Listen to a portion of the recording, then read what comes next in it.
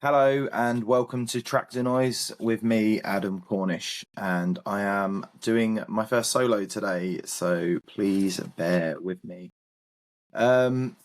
Before I go into the match review today, I would just like to say a massive thing for the fans. I was at Pride Park today, and the fans were singing in the concourse before the match. They sang the whole way through the match, and then waited around at the end for every player to get their round of applause. Even Leif Davis and Anis Mehmeti, who were doing Sky interviews after the match for the Man of the Match awards, we waited for them and sung their names, and it was brilliant, I must say. I've been to a lot of away games this season, and I thought that the atmosphere has been quite flat recently. Maybe a bit of nerves, maybe that time of the season where everyone realises that every game matters. But today it just felt like we were there for the team the whole way through the game. We really, really were their 12th man. We really, really dragged them through what was not the hardest match. But I feel that we were there for that. We made that easier for those players, made it feel like a home match. Derby fans were not all that. They were they sung a song when they scored their goal, but that was about all we heard from them this afternoon. So yeah, it was a... Oh, let's go. Sorry. We went into today's match with 10 of the 11 who started the match recently at home to Preston.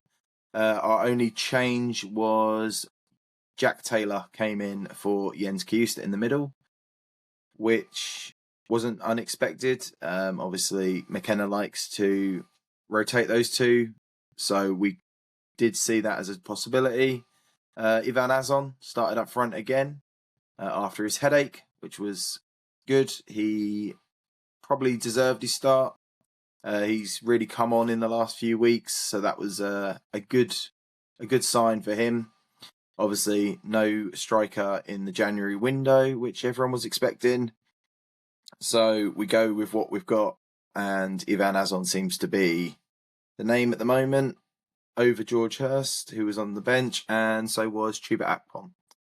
So they're your three striking options. As we say, today it's Azon. Who knows? Next week, it could be Hurst. Obviously, next week's the FA Cup, so it could be anyone. We could we have a real change in the team, but we will get there when we get there. So this season, Ipswich have only scored 2 first half goals away from home, which was a stat that I heard today and really couldn't believe. But yeah, that was a thing. But starting fast at home games is what we do best, and scoring early is where we get comfortable. And today we were lucky enough to do that. We had 2 corners back to back. One went in and went straight back out. The next one, Anis Mehmeti, right on the money. I think it was Wes Burns has jumped and missed the header. Ivan Azon's in and around there. But Lewis Travis, and I've seen this back on the replays on Sky, Lewis Travis is facing his own goal and has planted his header. In the stands, we weren't sure who scored. Didn't really care. The ball went in the net. That was the most important thing for us at that point. Some people said Ivan Azon had come up on notifications. Some people had said it was a Lewis Travis own goal.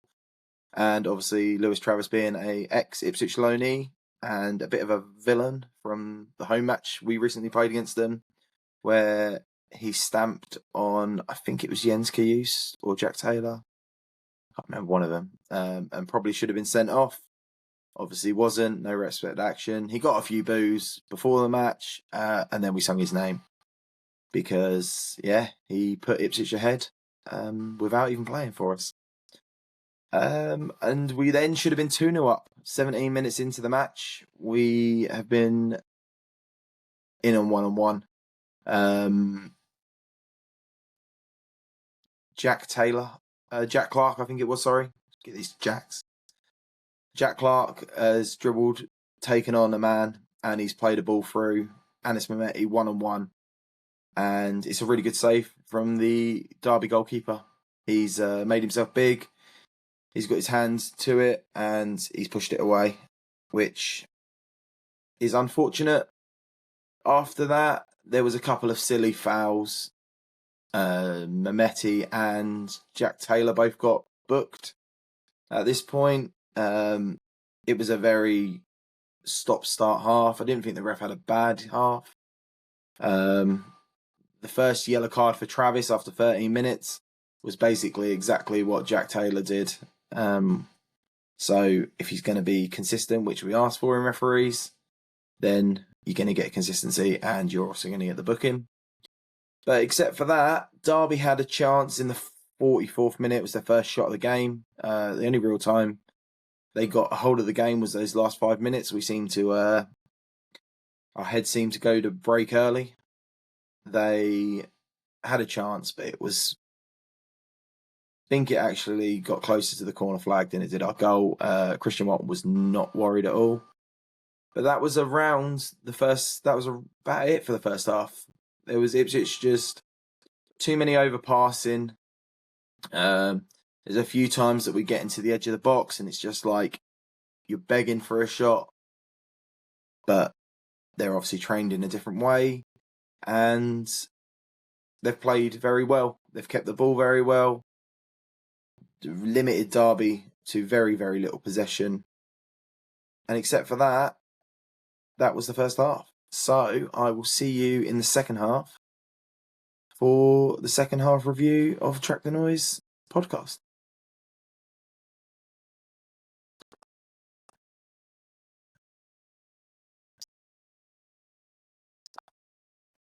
Right, welcome back to part 2 of the Track the Noise podcast with me, Adam Cornish. Ipswich started the second half exactly as they started the first half. It was very fast. It was very positive. And on the 52nd minute, Anis Mehmeti has collected the ball off Matt Siwa, who's a fantastic interception again.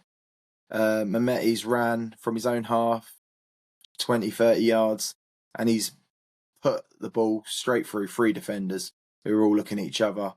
Wes Burns in 1-on-1, 8 yards out from the angle, and another really, really good save from the Derby goalkeeper. It was unfortunate, and we probably should have been 2-0 up at half time, and then to have that chance so early into the second half was unfortunate that we weren't 2-0 up. But at that point, we were still in complete control. We're keeping the ball really well. And on the 64th minute, Wes Burns has gone in for a tackle down the right-hand side. And it just looks like a clash of ankles, knees, a bit like the Marcelino Nunes one from the other week, which has put him out for this time.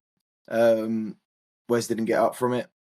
And when he did get up, he was taken off. Maybe just a precaution. And we saw an introduction of Casey McAteer, who hasn't had many minutes. I think someone said he'd only had about 35 minutes of football since Boxing Day. So it was good to see him. This was a game very much for a Casey McAteer rather than an Egley. We were in control going forward. But with McAteer, you also get that defensive side of it where he's very good at getting back and he's very good at that side of it as well as getting forward. So that was good to see. And as quick as he's coming on, Derby get a very rare attack. And it wasn't even really. They were down the wing. They passed the ball into Bobby Clark. He's on the edge of the 18-yard box. He's too quick. His feet have moved. He's moved the ball away from Matt Siwa, who's gone to make a tackle, and he's clipped his ankle and he's gone down. And we're in the away end. There's no real protest from the players. The fans in the stands, we groaned. You could see it was a penalty. Unfortunately, it is what it is. He's gone to put his foot in there to win that ball. the ball's not there and you hit the man's leg, he's going to go down. And it was a good penalty from Ryan Brewster. He hit it hard, hit it low, straight down the centre. Christian Watt was died to his right, and it's 1-1. And at this point, there was a lot of noise from the home supporter trying to push them on. It was the only real time that we heard them the whole way through the match, compared to us Town fans who, as you can hear from my voice, we sang and sang. And yeah, in the 75th minute, we got to see Dan Neil for the first time, who came on as a sub for Jack Taylor. George Hurst came on for Ivan Azon, and Chuba Akpom came on for Jack Clark. So we were expecting to see Anis Mehmeti to move out to the left-hand side. Obviously, he's predominantly a left-hand player. He's playing in the 10. He can play in the 10. But he didn't. He stayed in the 10. Chuba Akpom went out on the left, which was very unsure. But it was the way that we were playing at the time. Leif was very far forward and playing more of as a left winger, which then let Akpom sort of come into a second 10 role, which we did see a bit of in the Championship 2 years ago when we were here, where Leif was getting so far forward, everyone would move round and you'd end up with 2 10s and 2 wingers in front of a number 9. So that gave us, it was a positive. It was a massive positive. Like, we're going to bring on 3 players who are really going to attack you. And what was it, 76, 77 minutes? We've won the ball in the middle. A really good run down the line from Mehmeti again. He's gone into the centre. He's played a through ball through 2 of their defenders. Once again, they're trying to play a high line. They're all over the shop, their defence today. Casey McAteer's got the ball on the byline. He's got all the time in the world. He's picked his cross and he's put it on Leif Davis's head. And Leif didn't have to jump. Leif didn't have to move. The cross was fantastic. And he's guided that header straight back across the goalkeeper. You got Ryan Brewster trying to do an overhead kick off the line. He got nowhere near that. And yeah, jubilation for the Town fans. Obviously, Leif recently announced that he was having a baby girl. So he grabbed the ball, spare ball, under his shirt, gave his little baby the celebration, which was nice for him. He always only seems to score big goals for Ipswich. I don't think he scored this season, but yeah, it was a real good goal. And that was it. Derby after that, huffed and puffed. Ipswich were very, very much in control. Played the ball around the back. Obviously, O'Shea, Kipray, Matasiwa, Dan Neil, they all kept the ball so well in those final few minutes. And then Darnell Furlong with his S-housery that he likes. Climbing on the ball for their throw-in the 94th minute. Lewis Travers is giving him a shove, try to roll him over, get that ball back. Darnell Furlong's gone down like he's been shot. And before we know it, we don't know if it was for dissent or whether it was for the push on Darnell Furlong. Referee's in his pocket, second yellow card. Off you go, Lewis. Own goal, red card. Bad day at the office for you, mate. And Ipswich fans sung his name over and over again, which I'm sure he was hating. But that's it. Obviously, Leif Davis got man of the match with Sky Sports. Received his man of the match trophy. Nothing against his performance. I thought he was brilliant. I don't think there was a bad player on the pitch today. Even the subs, I thought they came on. Everyone made their real. Everyone put in a 7 out of 10 minimum, and that's what you need to get results in this league. So that was brilliant, honest to God. But in my honest opinion, Anis Mehmeti today in the 10 was fantastic, and he was our man of the match by a mile. He created so much for us. He drags us up the pitch. He's got a bit of skill, his feet. He's a fantastic footballer. And we've got a real pinch at the price we paid for him. Obviously, people are saying that Ipswich are the Bayern Munich of the Championship, and they'll just pinch the best players from the Championship teams. We have pinched one of the best players in this league, Anis Mehmeti. And it's a bit of a conundrum now when Nunes is fit, where he'll fit back into this, because obviously we could drop him back, but we've just signed Dan Neil. Obviously, we've still got Jens Kajust and Jack Taylor. The 10 position could be rotated. It really could. It could be between Anis Mehmeti and Nunes. And to be fair, they're two players that you'd want on the pitch. They are both going to create you chances. They are both going to get you up the pitch. They are both got a little bit of magic that can win you games. But Anis Mehmeti today, for me, was by far the best player on this pitch.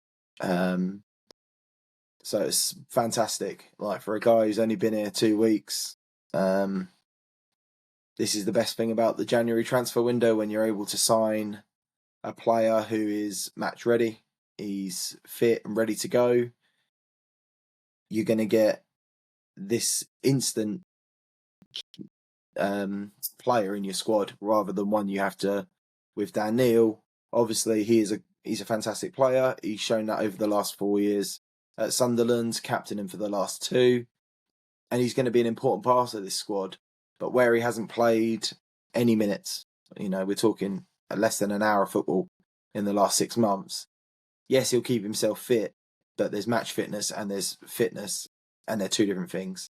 And I think we're going to see a very slow integration of Dan Neil, which is what we're not going to see with Anis Mehmeti, because he's been playing football, because he's been a week in, week out starter. He plays 90 minutes most weeks for Bristol City.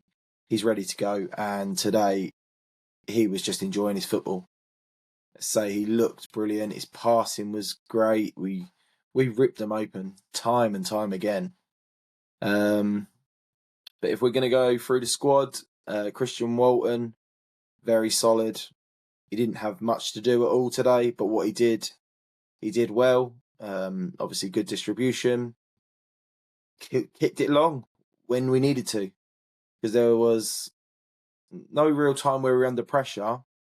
But at 1-0 and 2-1, you don't want the ball anywhere your net. And Dara O'Shea and Kipre got in their positions to receive those passes, and he said, no, up we go. Let's go. Let's get that ball forward. So, yeah, he was very good. Obviously, Darnell Furlong, you know what you're going to get. At the moment, he's going to kick and scream when he gets kicked, and he'll kick and kick them and just shrug it off. Kipre, O'Shea, very solid. Kept the ball really well today. There's a couple of times that Kipre got knocked off the ball by their big striker, the American fella. I can't think of his name. I'm not even going to try and pronounce it.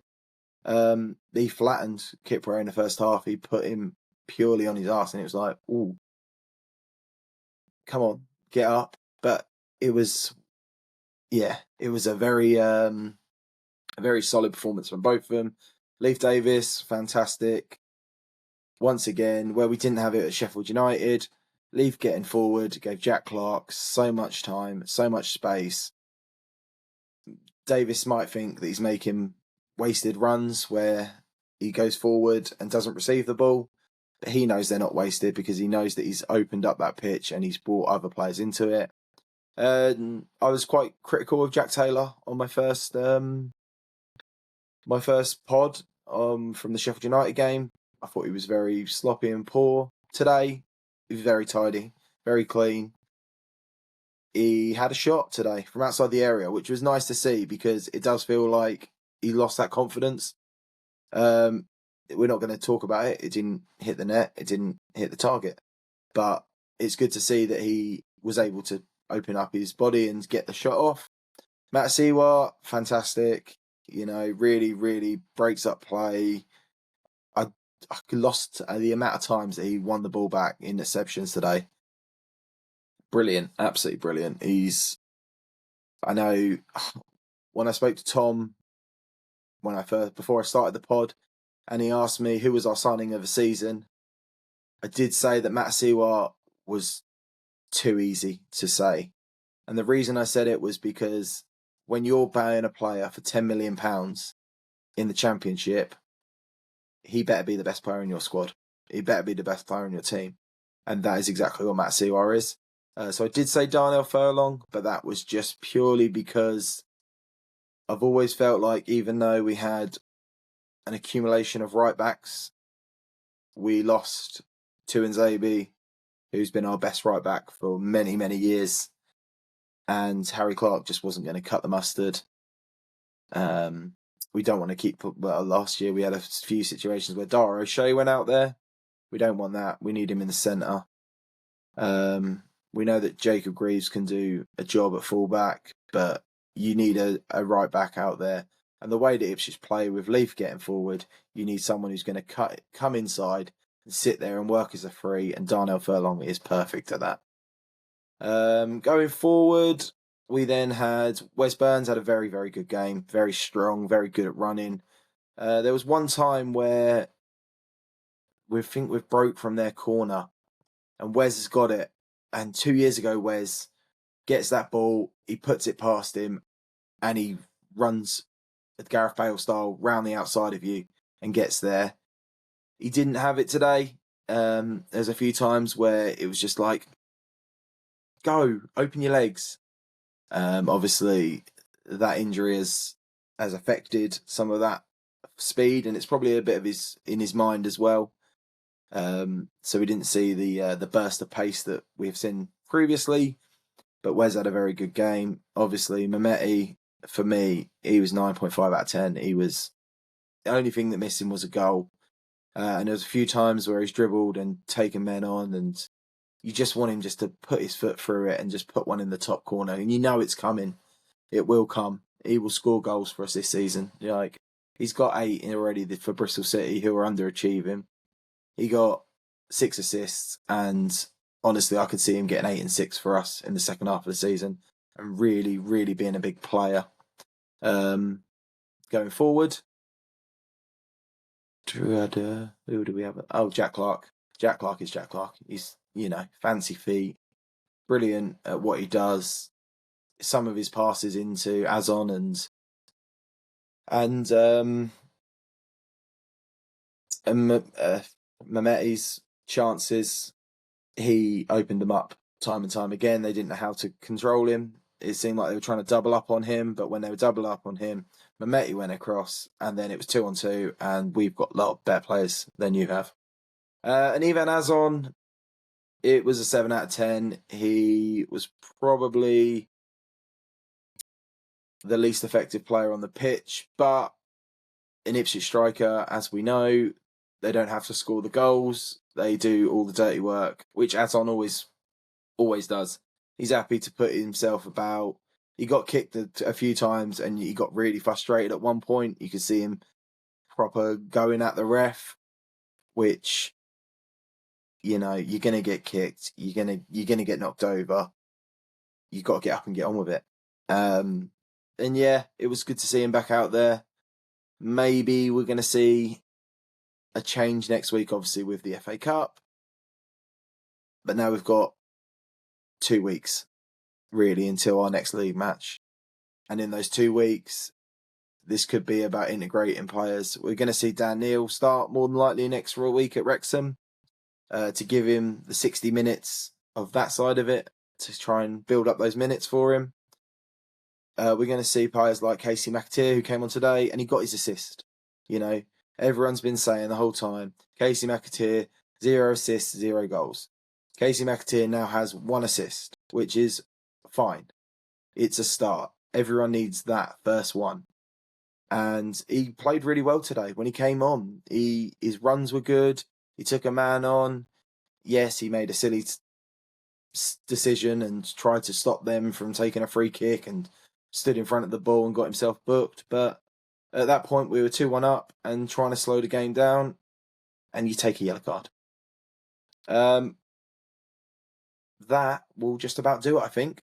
Tom will be back next week on the show with someone else, I'm sure. Obviously, we don't like doing these solo pods. You are talking to yourself. But hopefully, got an insight of the game today. Sorry about my croaky voice. Please head over to our socials, Tractor Noise Podcast, X, Instagram, Facebook, YouTube, and leave your comments. Give us a like, subscribe, and until next time, I'm Adam Cornish. This has been Tractor Noise, and thank you very much for listening.